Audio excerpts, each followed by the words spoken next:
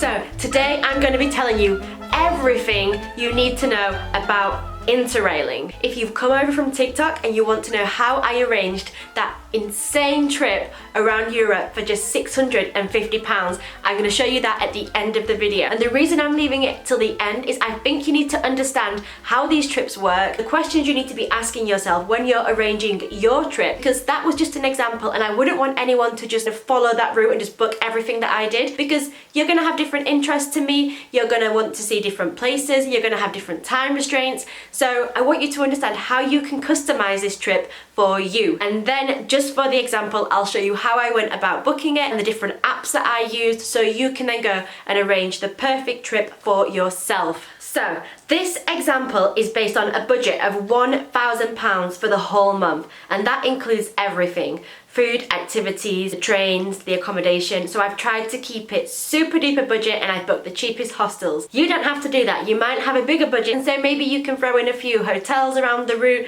a few luxuries here and there. The example I made was purely a budget option for somebody with a very strict budget of £1,000. So what is Interrailing? For anybody that doesn't know, it's essentially a ticket that allows you to travel on most of the trains within Europe. There are some exclusions and you can find that list on the website, and it's important to note that some routes require reservations, particularly high-speed trains and the sleeper trains, and that's going to cost you around 10-20 euros, sometimes 30 euros extra on top of the ticket. So it's very important to budget for that if you're going to be using these type of trains. It's really important to point out the elephant in the room, which is the fact that we're in a global pandemic at the moment. I like to be an optimist and think we're coming out of a pandemic. There's no knowing which way this pandemic's going to go, when new variants are going to arise, but we have to just stay optimistic and positive that we will get to travel this summer. If we look at case numbers, they're falling, deaths are falling. We've got a vaccine now. We're looking to vaccinate the entire population by July. I am so optimistic that travel is going to be on this summer. Obviously, that's probably going to be with some restrictions. Different countries might have different rules. There might be some countries that don't want to allow us in. So it's going to be really important to keep an eye on the news and keep track of what's happening around Europe. I think precautions such as wearing face masks and maintaining social distancing are going to be in place for a long time, but that isn't going to stop us exploring, having adventures and enjoying different countries. Okay, so when you start planning this trip, I think the most important question you need to ask yourself is, what do I want to see? What countries do I want to visit? We all have bucket lists and we all have these dream places that we would love to see.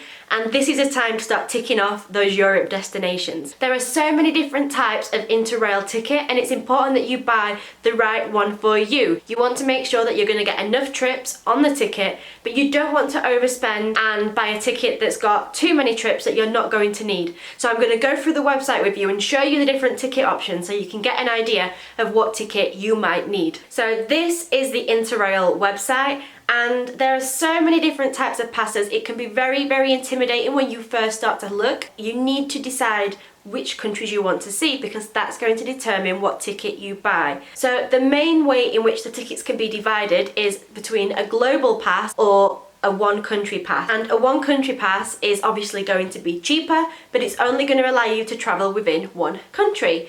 Now that's brilliant if you've had this dream of traveling around Italy and seeing all the different places, all the different cities, then a one country pass would be brilliant for you. If you're thinking, actually I want to see a variety of countries, I don't want to restrict myself to one place, then a global ticket is going to be better for you. So just to show you an example, if you click on one country passes, you can then go through all the different countries.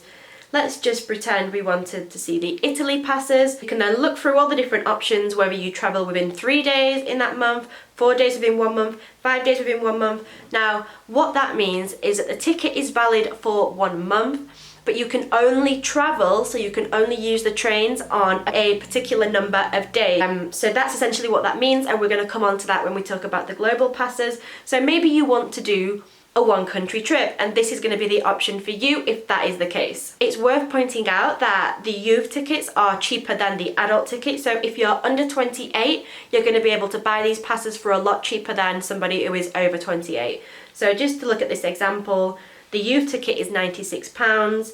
If we make that into an adult ticket, The adult price is £116. So it's not a lot different, but you are going to save if you're less than 28. So the option that I used in my example that I will show you later in the video and that I showed you on the TikTok video was using a global pass.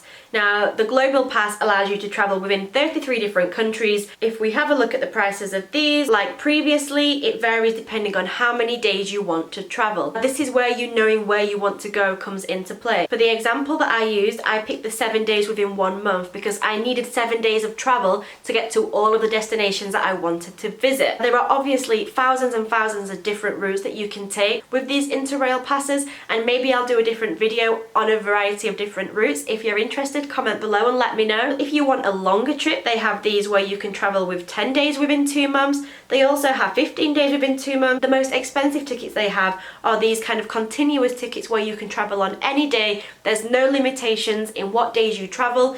This is going to allow you to be a lot more flexible and not need to plan as much, but you can buy 1 month, 2 month, 3 month tickets that allow you to do that. But as you can see, they're very, very expensive. But if you're wanting to visit tons and tons of places, this might work out the cheapest option for you. It's also worth noticing that you can get first or second class tickets. Obviously the first class tickets are going to be a lot more expensive. Personally, I think second class is enough, and most of us here are budget travelers. We're looking for the cheapest possible trip. That's just an option to take into consideration. If you wanted something a bit fancier, first class tickets are there. So once you've decided what countries you want to visit, what ticket works out best for you, you need to decide the route. Now, if you point out the different locations that you want to visit, there's probably going to be a logical route between them. Now, this is an example of a linear route. And the example that I'm going to show you at the end is also a linear route. That's obviously going to require a flight or two. This example that I'm showing you here is going to require a flight from London to Valencia. As you can see, the trip's going to go all the way to Rome, then you're going to have to fly back from Rome to London or wherever you live. That's going to add an extra cost onto the trip, of course. Now, you could also plan a circular route which starts and finishes with the Eurostar. So that's going to get rid of any need for any flights, but it is going to use a day of your travel. So as we were talking about earlier, you may only have 7 days of which you can travel, and the Eurostar is going to count as one of those days. The Eurostar is also a high-speed train. It's going to require an extra reservation fee. So you need to just look at all the options and work out whether it's going to work out cheaper to do it as a circular route or whether it's more logical to do it as a linear route and put a flight in there. Now, the example that I show starts off with the Eurostar, but you finish up in Dubrovnik in Croatia, where you then fly home. And you can get really cheap flights within Europe. Sometimes that might work out as a cheaper option, but you need to just have a good look at how much each option is going to cost and make the right decision for you. I can only guide you as to how you can book this trip because I don't know where you want to go, I don't know how long you have, I don't know your budget, so I just want to help you book your own trip. Another thing that you should take into consideration is how expensive the countries are that you are visiting, because some places are a lot more expensive than others. So in general, Eastern Europe is a lot cheaper than Western Europe. So look at the prices of the hostels in those countries, look at the prices of the food, just to get a basic idea of what you're going to be spending per day. Another question you need to ask yourself is, how long do I have for this trip? Obviously, if you're only traveling for 2 weeks, one of the tickets with the lower days of travel will probably be appropriate for you, because if the trip is only 2 weeks, you're not going to be wanting to travel every single day. You're going to want to have a significant amount of time in each place that you go. So you're probably going to be able to get a cheaper trip with less travel days. Take that into consideration when you're choosing your tickets and when you're deciding your route and deciding how many countries you're going to visit. So you might be thinking, how do I know what trains to get? How do I know what time they're going to be? How am I going to plan this? There is a perfect app for planning all of this, and it's called the EU Rail Planner. And it's this app here. I can show you the trip that I arranged and showed you on TikTok. I can view it on the map, and here it is. I started in London, moved to Paris, to Amsterdam, to Munich, to Venice, went to Slovenia, and then we went to Croatia. And on this trip, we're going to fly home from Croatia back to London. This is an amazing app. If you want to, this app's going to allow you to work a bit more flexibly. So not necessarily have planned the trip in advance, but it's also going to allow you to plan from home. So I think it's 3 months in advance that you can book the train ticket. So if you were booking the trip for July, you wouldn't be booking any of this stuff yet. And a lot of people do just choose to go and book as they go along. When they arrive in Paris, at that point they will then book their train out of Paris. So you might change your plans, you might decide, actually I don't want to go to Amsterdam, I'm going to go straight to Munich, or I've met these people and they're all going to a such and such a place, so I'm going to go with them. So if you are wanting to do this trip more flexibly, again, this app is going to be fantastic. So just to show you an example, we could write Paris there, pick Paris, Amsterdam Central, and then all the different tickets are going to come up. This is for the 21st of February, which is today, isn't it? So let's just have a look for in a couple of days' time. And as you can see, there's a variety of different times that we could choose. The trip's going to vary from 4 hours to 5.5 hours, and seat reservations are required for this journey. So if we just select this one, it's going to go from Paris to Belgium, and then from Belgium it's going to go to Amsterdam. So we could save that journey to our route. So that's how I came up with my trip here. And sometimes just having a visual representation of where you're going is really helpful. If you aren't sure where you want to go, zooming into Paris and then having a look, okay, so what's around here, anywhere that I fancy visiting, and planning the trip like that. So this is a brilliant app and everybody should download it who's planning on going on this trip. So in my opinion, the absolute amazing thing about this trip is the flexibility. So I would be booking a flexible trip. I wouldn't have everything planned as I went along, but I understand everybody's not me, and some people just love to have things planned out and know exactly where they're going. I'm going to spend 2 days here, get a train on this day, spend 3 days here, get a train on this day, and some people like to have that kind of plan all in place. So it's up to you whether you wing it or whether you have a strict plan in place. You could maybe just book your Eurostar to Paris, a few nights in a hostel in Paris, and then just see what happens, see who you meet. You're probably going to meet a lot of other people who are doing similar trips, and maybe they're going somewhere you want to join them.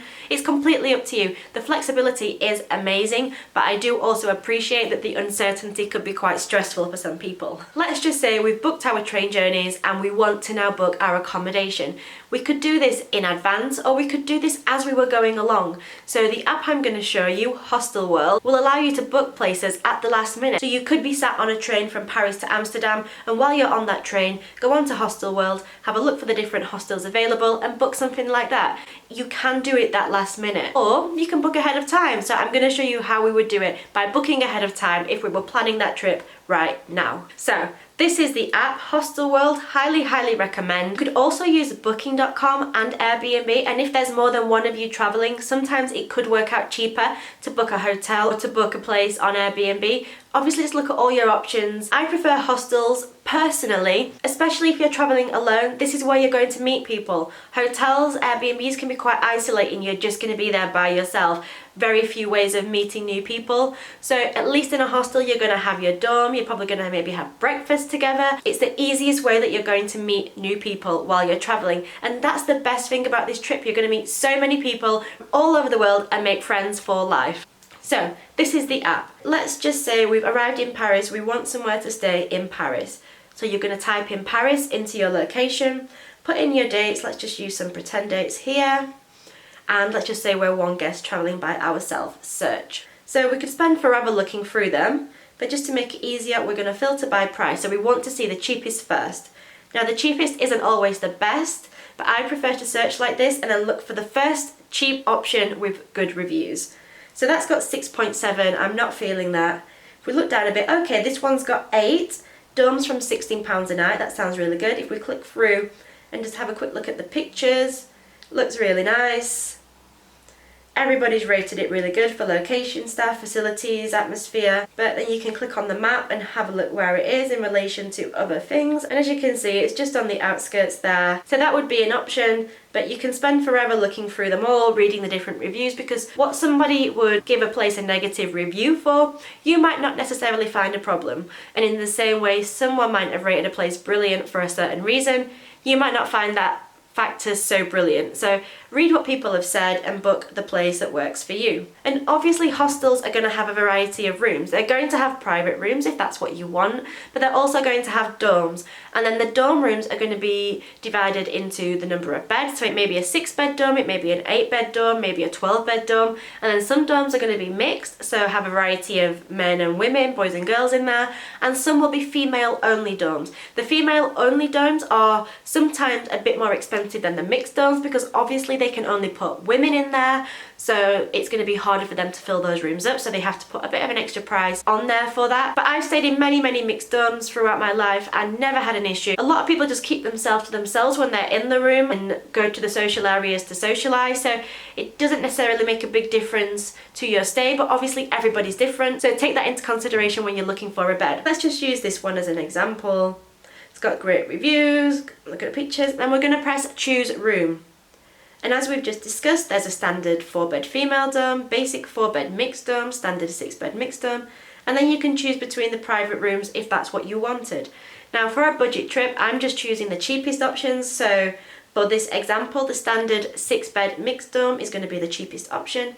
Choose 1 bed, and as you can see, for 2 nights that's going to cost £38.95. So we could book that now if we wanted, or we could be doing this literally on the train as we were arriving at a place. It's completely up to you. So as you can see, by just using those 2 apps, the Interrail planner and the Hostel World app, you could have the most flexible trip and plan it as you go along, and that allows you to change your mind. If you arrive somewhere and think, I don't want to stay here for 3 nights, I really don't like it, I want to get going tomorrow, you can do that if you haven't made set plans along the way.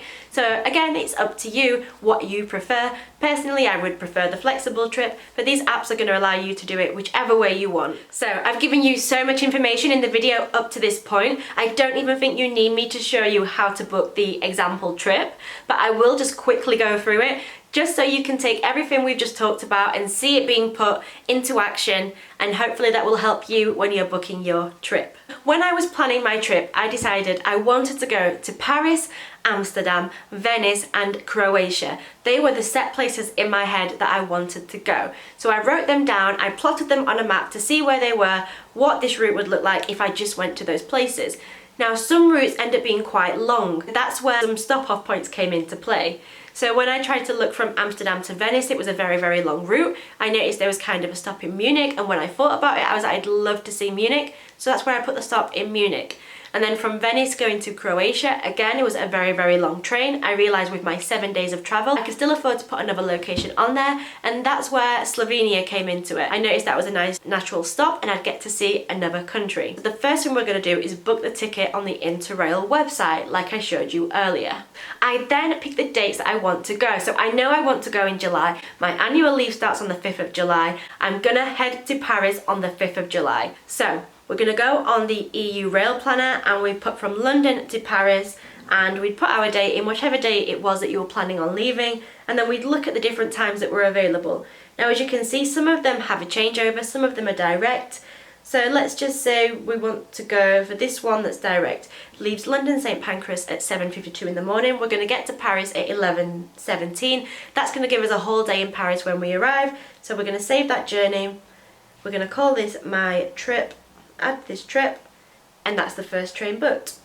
We're going to go to my trip, look on view map, and as you can see, it's added the first part of our journey there. Now to actually use the trains, you will receive a ticket. You'll have the main part of your ticket, and then there'll be an area underneath to write the different trains that you're going to use. You need to fill this in before you get on the train. The conductors will want you to have this already written down. So you'll write London to Paris, the time, tick that it's a train that you're travelling on, and that's essentially all you have to do, and that will be validated once you travel the trip. You don't have to book anything before unless it requires a reservation. In that circumstance, you'd book the reservation before you travelled. You can do this just a few days before. For the more popular routes, you might want to do that to make sure you definitely get a seat. And even on the trains that don't require reservations, maybe you want to book one just so you know where you're going to sit. I know of people that have ended up sitting on the floor for quite long journeys. A lot of trains won't be that busy and won't require the reservation if they've not requested it. You can get that information from the ticket counters at the train stations, get their advice, see if they'd recommend you reserving or not. So I repeated that process through all the different locations that I wanted to go to, and that gave me a map that looks like this.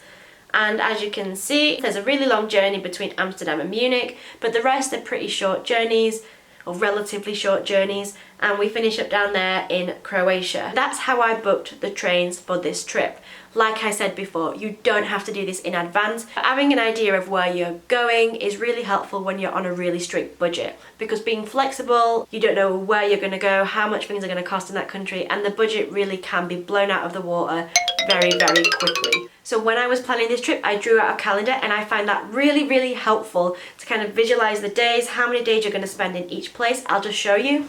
But this is the calendar plan that I made. And that basically just goes through how many days I'm going to spend in each place. I can visualize the whole trip. Having a calendar set out like this makes it a lot easier when it comes to planning your hotels or your hostels, wherever you're going to stay. And you can fill places in and fill plans in as you go along. And I just think it's a really nice way to plan a trip.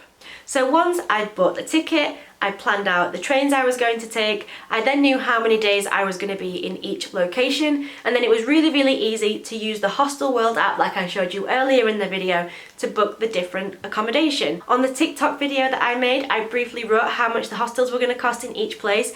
You search on Hostel World, see what takes your fancy. The prices that I had on the TikTok are kind of the average prices you're going to pay for a budget option in a hostel in those countries in July. But obviously I don't want you to book the exact places that I did for that trip. If you're interested, comment below and I can let you know the hostels that I like the look of, but it's going to take far too long to go through all the different places and give you all the different hostels that I think looks good, because at the end of the day you're not going to do this trip, you're going to be staying in your own places. I'm just giving you the template to book your own trip. So the trip that I booked included the 221-day Interrail pass for 1 month, travelling on 7 days.